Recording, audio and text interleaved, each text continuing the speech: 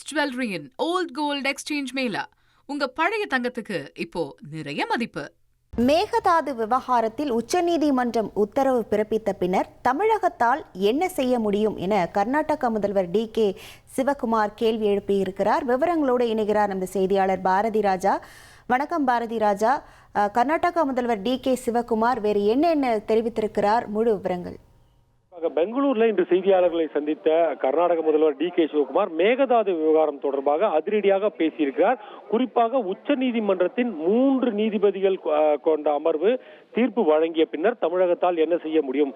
மேகதாது அணை திட்டத்திற்கு தடை கேட்டு அவர்கள் நீதிமன்றத்தை அணுகினார்கள். ஆனால் நீதிமன்றமே அவர்களது தடை கோரிக்கையை புறக்கணித்திருக்கிறது என்ற ஒரு விஷயத்தை சுட்டிக்காட்டிய அவர், நீதிமன்றமே உத்தரவு பிறப்பித்த பிறகு தமிழக அரசால் என்ன செய்ய முடியும் என கேள்வி எழுப்பியிருக்கிறார். அது மட்டுமல்ல, இந்த அணை என்பது கர்நாடகாவிற்கு மட்டுமல்ல ஒட்டுமொத்த தென்னிந்தியாவிற்குமே மிக முக்கியமானது என்றும், பெங்களூரு மக்களின் குடிநீர் தேவைக்காகவே மேகதாது அணை திட்டம் செயல்படுத்தப்படுவதாகவும், அது தவிர கூடுதலாக இந்த அணை திட்டம் செயல்படுத்துவதால் 400 மெகாவாட் மின்சார உற்பத்தியை கர்நாடகா செய்ய முடியும்.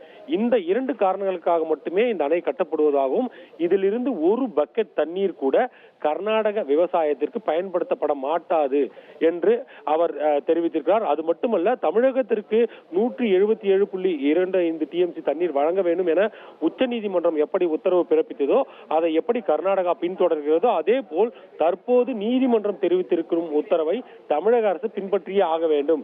மேகதாது அணை திட்டத்திற்கு அவர்கள் அனுமதியை ஒப்புக்கொண்டே ஆக வேண்டும் என்ற அவர் பேசியிருக்கிறார். அது மட்டுமல்ல, தேவை ஏற்பட்டால் தமிழக அரசு விரும்பினால் தான் அமர்ந்து பேசக்கூட தயாராக இருக்கிறேன் என்ற ஒரு விஷயத்தை அவர் பதிவு செய்திருக்கார். எப்படி இருந்தாலும் மீண்டும் மேகதாது விவகாரத்தில் ஒரு தமிழக அரசை சீண்டும் விதமான ஒரு கருத்தை தான் கர்நாடக முதல்வர் DK சிவகுமார் அவர்கள் தெரிவித்திருக்கிறார். என்றால் மேகதாது விவகாரத்தில் தொடர்ந்து தமிழக அரசு எதிர்ப்பு தெரிவித்து வரும் நிலையில், குறிப்பா காவிரி மேலாண்மை ஆணையத்தில் கூட இது தொடர்பா விவாதம் நடத்தணும் அப்படின்னு சொல்லும் போது இன்று பேசிய அவர், நாங்கள் எங்கள் நிலத்தில் அணையை கட்டுகிறோம், இதை எப்படி தமிழ்நாடு கேள்வி எழுப்ப முடியும் என்ற தோனியில அவர் பேசியிருக்கார்.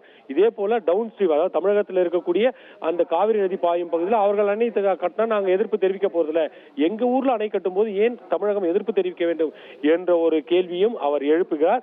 இது தமிழகத்தை சீண்டும் விதமாகவே பார்க்கப்படுகிறது. ஒட்டுமொத்தத்துல மேகதாது அணை விவகாரத்துல இது என்னுடைய தொகுதி அப்படின்றதுக்காக நான் செய்யல அப்படின்ற ஒரு விஷயத்தையும் DK சிவகுமார் பதிவு பண்ணி மேகதாது அணை விவகாரத்தில் தொடர்ந்து தீவிரம் காட்டுறார் அப்படின்றது இதன் மூலமா தெரிய வருது. விவரங்களுக்கு நன்றி பாரதி ராஜா.